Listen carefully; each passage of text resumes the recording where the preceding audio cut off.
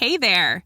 Did you know Kroger always gives you savings and rewards on top of our lower-than-low prices? And when you download the Kroger app, you'll enjoy over $500 in savings every week with digital coupons. And don't forget fuel points to help you save up to $1 per gallon at the pump. Want to save even more? With a Boost membership, you'll get double fuel points and free delivery. So shop and save big at Kroger today. Kroger, fresh for everyone. Savings may vary by state. Restrictions apply. See site for details.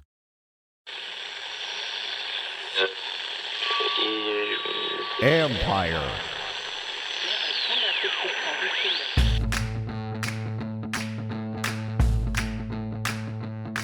Hello and welcome to my podcast. Do me a favor, subscribe to the John Connery Report wherever you get your podcast. You're watching on YouTube, hit that like button, hit that subscribe button. You can find us there as part of Empire Media. That's AMPIRE. Always much appreciated when you tune in. Don't forget, you can read my work on ESPN.com. I'll have a story up later Tuesday afternoon after the Adam Peters press conference. And that's what we're going to talk about today, because Tuesday's the big day, folks. Adam Peters, the Commanders' new general manager, will be introduced during a press conference at 2 p.m. Eastern time. So first chance to talk to him, to ask some questions. Your first chance to hear about what he thinks about the Commanders, the roster, his philosophy, all that kind of stuff. I'm going to get to that in a minute. Also, one little programming note, Bram Weinstein, the voice of the Commanders, and I will do the live stream show Tuesday night. So that's 7:30 Eastern time. It'll be Bram and I talking a lot about Peters, of course, and answering whatever questions you may have. And then a little bit about the coaching search, which is an ongoing thing, of course. So some of the things that we're going to be looking at during this press conference is, my big thing is, why Washington? Because this is a guy that could have had a lot of jobs. There were a couple other teams, the Raiders and the Chargers have openings. They wanted him. Tennessee, Carolina last year had openings. Tennessee, Arizona had openings. He declined to interview for those. So why Washington? I think that's going to be an illuminating answer as to why a guy who was so entrenched in San Francisco, is from that area, very respected there. And with John Lynch there, he's going to keep moving up as long as Lynch keeps moving up. But, maybe he thought that Lynch was not going to leave for a few years. This is your chance. But there's got to be something more to lure him out of that position with San Francisco to take this one. I think that's going to be an interesting answer because, folks, it's a new day here in Washington. And so I think you're going to get the first taste of that on Tuesday from what he has to say about Josh Harris and the organization. It wasn't just Josh Harris in those interviews. Of course, it's Magic, it's Mitch Rales, it's Bob Myers, it's Rick Spielman. So there's a lot of guys in there. It's a lot of leadership power coming at you. So it would be easy to be wooed by that. And so clearly he was, but it goes beyond that, because you're not just going to be snowed by this. He's too smart for that. So what else does he see here that makes him want to come here?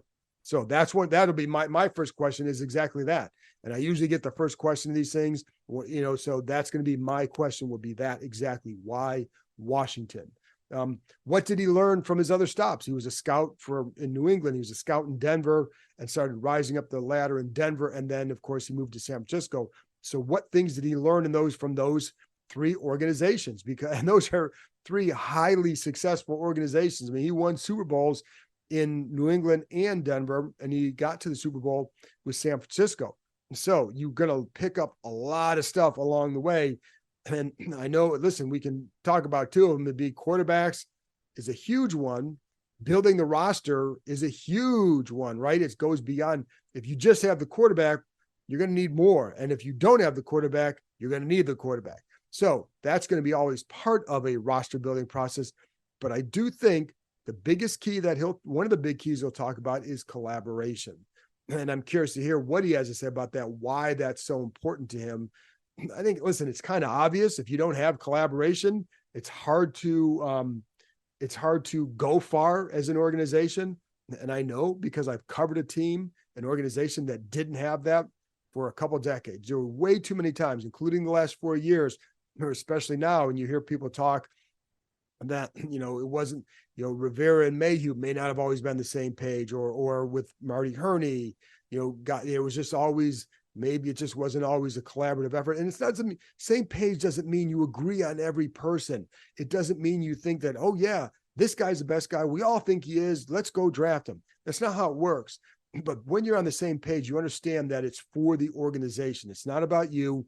Your ego gets checked a little bit, and it's about what's best for the organization, who has the conviction, why, how do you come to the decisions? And then when you come to that decision, are you doing it as an organization or are you doing it as an individual? Because I've seen it here, when you're doing it as an individual or without input from and not without listening to other people, it becomes a disaster. And again, it's just, when Jay Gruden was here, for example, I brought this up a lot. Zach Brown was not a guy the coaches wanted. Paul Richardson was not a guy the coaches wanted. They went out and signed those players because the owner or Bruce Allen thought, hey, you need a fast linebacker because that's what the fans say. Well, actually, it was, listen, I'll back up. It wasn't just what the fans said. They needed that. But Zach Brown wasn't that guy. And so because he was while he was fast, he wasn't a really good player, right? There were times, as one person said, he looked like an all-pro, and times he didn't look like he knew how to play football. That's what people would tell you. But the point of it is, it wasn't a guy they wanted. And this happened throughout the years here, whether it was Dan Snyder injecting himself with wanting to get Jeff George when he had, people here, the coaching staff and Vinny Serrato, believe it or not, for a year held him off from getting Jeff George. And then he went out and got him because he basically told them, this is my bleeping team. You're going to do this. That stuff is gone. And so again, it doesn't mean they're always going to agree on, if you're looking at number 2, I think you're going to narrow it down to what you want, but you may have 5 guys who agree on player X and a couple others say this, and then you kind of go about, you go back and forth on it, but you come to an organizational decision. And that's the difference. And again, that wasn't always happening here over the last however many years. It's been a long time since I really feel like that happened. To be honest, you may have to go back to even the Joe Gibbs era, because they were so intent on doing whatever Gibbs wanted, and he would kind of guide that maybe that was the last time. And, and then, like, to be honest, they needed somebody else who could help them, because they gave up. There were some trades where, like, why did you give up this much for that player? Whether it's TJ Duckett, Jason Taylor, whatever. So there were times where they just gave up too much for them because they just needed to get them. And that's where having a strong GM would have helped. Say, well, okay, you need that player. We need that player, but this is what we're going to do to get them, right? And it's not just like, need them, go get them, give them the third. That's how it was. So that's why it's so important. But anyways, the collaboration will be a topic at the press conference tomorrow. Being on that same page is so important. And I can't tell you how many times I've heard that throughout this process, for a while now, but even especially over the last week or two, it's just how important that is to this group, and how important it is to Josh Harris that his GM is like that and that he works with the coach. So one thing too, I know some of you want to say, what is Adam Peters' on-field philosophy? What does he believe in as a team? And, that's important, but my gut feeling is, and I would say educated feel is, he's probably going to say, doesn't matter what he thinks. It matters what how the coach sees how the on-field philosophy, because his job is to then help the coach succeed within that philosophy. Now, it's going to be important to him during the interview process, because you're going to have to know, right? You have to know what the coach wants in a player, or what kind of system they're going to run.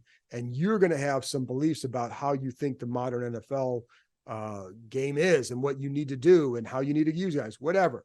But my guess is, in this situation, until they hire the coach, I don't think we're going to hear what his on-field philosophy is, because it's to him, he's probably going to say it doesn't matter, because it's what the coach wants, and they don't want to lock into something that he wants. Like, if Adam Peters came out and said, well, I believe in doing this, this, and this, and the coach comes in and says something a little bit different, that's the first sign of not being on the same page. So his job has always been, I think one of the things he's learned throughout his time in the NFL is you're finding the talent to fit what that coach needs within that system. Now, you may disagree with the player that fits that system. Like, there may be 2 guys who say, I like this guy better, or I like this guy better, but they both fit the system. The trouble here in the past has been, you'd have a couple guys and they wouldn't always fit the system, but because they had a trait that the owner thought maybe they lacked, or someone else thought, well, we just need this kind of receiver because we gave up to Deshaun Jackson,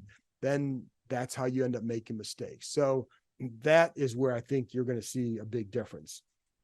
So that's why I say I don't know that he'll get into that, because I think he's going to say it's about what the coach, until they have the coach, you can't lock into a certain philosophy on the field, because what if you find a coach who says, well, this is like, what if you love this coach and he says, this is what I want? And you say, well, it's too bad, but he could say, well, I already said that this is what I wanted. And now you're locked in that, but you don't lock yourself into that. So if you want to make a collaborative effort, you wait until you get the coach in, and then you present a united front. That's what I think will happen.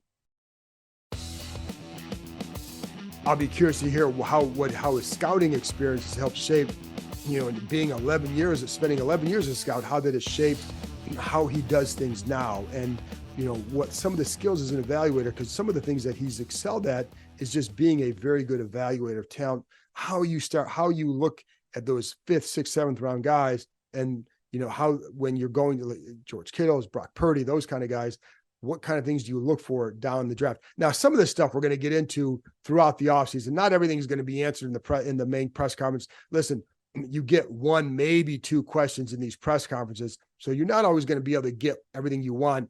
And everybody's got a different story or a different topic that they're writing on. So not everything will be answered in one day. So don't get annoyed if not every question that you want answered is answered in the first presser, because there's a long way to go. He signed a 5-year deal. So he's going to be here for a while. So we got also draft press conferences. You have the combine, you have all those things.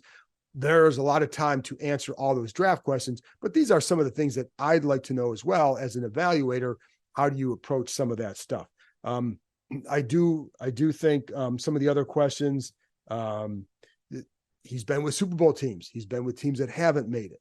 What's the difference? What are some of the little things in an organization that you can do to build those sustainable programs? Because, he came from one in New England, and then San Francisco has done a really good job. Their problem has usually been when there are too many injuries. That's always been the problem for the 49ers. And I know a lot of people want to know about the Trey Lance trade. Listen, man, it's a big trade. It was one trade. They got a quarterback in the same draft in Brock Purdy. They did okay. But I understand that, to me, and this is probably more down the road. Maybe somebody asks it tomorrow. I don't know. I'm not going to, because it's not germane to anything I'm writing. But down the road, you'd like to know, just because as you get close to the draft, what lessons have you learned from your past, good and bad? And that certainly would be one that was bad for the 49ers organization. He's not the guy making that decision. He's not the guy recommending they go do this. There's no chance in hell that one guy, especially in his role, is going to be the decider in that kind of situation. Now, he'll give his input on a player, but when it comes to trades, those are other people doing it and what they decide to do. And then there's no chance that he was the guy saying, we've got to go get this guy. Now, is he part of that process? Of course. So, but what part of it, and I told you before, I'm not sure that it's really fully evident, but that's something down the road. Just what lesson do you learn, regardless of who made the decision? What did you learn from that situation that can help you moving forward? And I think that's the important thing, is what do you take out of it? Just like, what did you take out of finding player X, Y, or Z who has done well? And then, so what are the things that you learned to get to those questions right as well? So there's a lot to learn. I do think that the presence of Peters and this ownership group, I keep saying it signals a new day here, but I think you're going to see that reflected in their coaching search, that they're going to get the guy that they want. That's just my gut feel. Now, who that guy is, again, just kind of be patient with it, because you're going to hear a lot of things about so-and-so is a top candidate and so-and-so is a top candidate. Well, some people were saying that Bill Belichick was the target a week ago. So in some of those, so just be careful with that, because let this process go. I think there's certainly some guys that they probably like going into it. I think that's very true, but let it play out. And I think that's what they're probably going to do. And again, I think that's one thing too that will come up in this search is, what are you looking for in a coach? And again, I think leadership is the number one thing, but what does that mean to you? What does leadership mean to you when you say you're looking for that? So another question that I would be curious, because it pertains to what they're looking for right now. And, I think you look at, he's come from a situation, the 49ers, you set up Kyle Shanahan, new head coach, John Lynch, new GM, and it's worked. Why did that work? What did you learn from that? Again, collaborative effort. That's a big key. Clearly ask his opinion of the roster. Now, I don't know how much he'll really say about it. My sense from talking to people, a lot of people around the league over the last few days, is I think people are going to view this as a place that needs some work on the roster. And I think my strong sense would be he would feel the same way. So just understand, you may have to be asked to be patient for a couple more years, but this time the difference is you will have an organization in place that is in sync, that should have good people that can build something that I think, even if you're patient for another year or so, then maybe you get rewarded finally, because God knows you need it, or you deserve it. So anyway, but I do think, like, when you look at the roster, it's going to take some work. And that's why with that first pick, we'll get into all this down the road. What do you do there? If you love the quarterback, you take the quarterback. If you're not sold, can you trade back, get some more picks, do a lot more and build around that? That everything has to be on the table. That's right. So I would not dismiss a quarterback because you're afraid because you saw other quarterbacks fail. Well, listen, man, I've seen tackles fail. I've seen receivers fail. I've seen defensive ends fail, seen them all fail. So you can't operate that way. But to me, with a quarterback, you better damn well really like him a lot if you're going to take him that high. Because if you're not sold on the guy, trade back, more picks, build, get ammo for next year, whatever. But I don't, there's a lot of time for that. But I think getting his thoughts on the roster and what he knows about the roster, what he's thought about the roster is an absolute big deal. But I do think it's going to need some work here. And so buckle up for another fun trip. Again, coaching interviews taking place this week. They're all virtual interviews. The only one to know for sure about the day is Dan Quinn is on Thursday. But just know that they're going to be interviewing guys this week. And again, it was 3 days after their wild card game. That's when they can start interviewing the next round of coaches virtually. And that, Ben Johnson, Bobby Slowick. So I haven't heard any new names in regards to the coaching search. So again, that stuff will all come up at the press conference tomorrow. As far as Ben Johnson goes, and that he's a guy whose name keeps coming up. It will come up a lot whenever I talk to people because he's obviously the hot name. It doesn't mean he's the only name, but he is the hot name. And you watch that Lions offense and it's really freaking good. And, they had a really good first half the other night and he struggled in the second half. But what I liked about that offense is a couple of things. And this is the stuff that kind of stands out when you talk to people is, he's very big on getting some level of balance. And they will run the ball. They will run power runs and they run play action off that. And I think there's a strong belief, you'll like this, in the offensive line. And I'm going to get into this as we get into this search, but I'm going to kind of go over each coach and just kind of things that you hear about him. But one of the things I talk about with Ben Johnson is his belief, how much the tackles in Detroit mean to that offense, what they can do. But he also, they do have a good quarterback. They do have good skill talent, and they have a really good, tight end. Amon St. Brown is terrific, and Jahmyr Gibbs and David Montgomery are a nice backfield. So the other thing, when someone else was telling me too about him, that what they liked is he runs some basic. There's some basic plays, but he gets to them sometimes at either different looks or a different tempo. Sometimes like you get up to the line, you're going quick. And that's something he does too. It's just a little twist, basic play, but a little twist. It's all you need. And that's what I think he has shown through these playoffs. And it's why I think that he's opened some eyes and anyways, I'll get into more of him later. And then Bobby Slowick's another one that would be interesting because obviously Peters worked with him in San Francisco. I don't know his level of impact there. We saw it this year with CJ Stroud. Is that 1 year going to be enough? I know. So, well, you can look at it and say, well, he's worked with a young quarterback the last couple of years, but I don't know how close. I'm not sure how closely he really worked with like Brock Purdy. I think Brian Griese was one, and Kyle Shanahan was the other one that worked really closely with Purdy. So I don't know what Slowick's role was with that. I know he's a pass game coordinator, but I don't know his role necessarily with Purdy and kind of helping him develop. I think it was a little bit more on other people. I don't know. Obviously, who would know? Adam Peters. but Sloak did a really good job with the Texans this year. And when you watch that offense, and especially on Saturday against the Browns, the thing that what jumped out to me when I was watching is like, oh my God, I'm watching Kyle Shanahan's offense, because it's what they do. A lot of fooling in the eyes. And I think that's, I enjoy that style of offense. Then you watch Ben Johnson. It's not necessarily the same. There's some elements to it, but that's, I think they do a good job again with just, some power, some play action and all that. And we'll get into more of that later. So anyway, just want to bring those couple names up because I think they're interesting, but there are other guys we're going to be talking to this week as well. So anyway, that's it from me. Press conference, 2:00 Eastern time with Adam Peters, and then Bram Weinstein and I, the voice of the Commanders, will be back at 7:30 Eastern time, Tuesday night. Join us, bring your questions. And it's not Therapy Tuesday, folks. It's more for you guys. It's a celebration Tuesday. So I'll talk to you next time.